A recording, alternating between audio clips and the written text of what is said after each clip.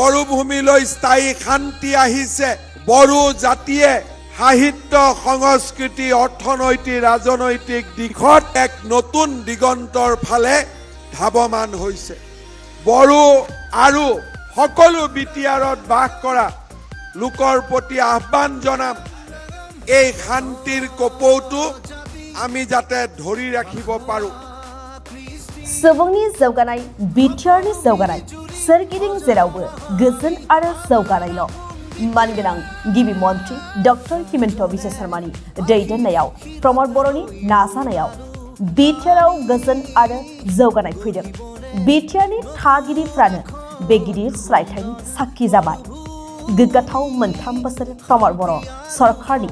लुबैनाय बायदि बाथ्रा होनाय बायदि खामानि अनजाथाव बिटिआरनि थागिरिफ्रा सानफ्रोमबो गोजोन फालिगासिनो दं हिमन्त बिश्व शर्मा आरो प्रमद बर'नि सरकारा लाखिबाय गोजोन आरो जौगानायनि रादाय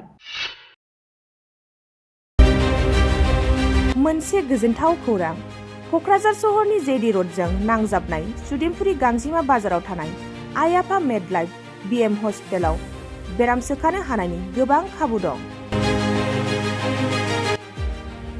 आइ आफा मेडलाइफ बिएम हस्पिटालनि फेसिलिटिफोरानो जाबाय medical laboratory pharmacy paediatrics medicine gynaecology dental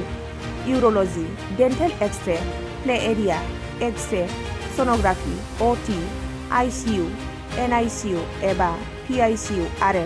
आइ आफा मेडलाइफ बिएम हस्पिटाला 24 घन्टा जेब्लाबो खुलायै थागोन लांलाय लाबोलायनि एम्बुलेन्सआबो मोजाङै सार्भिस थागोन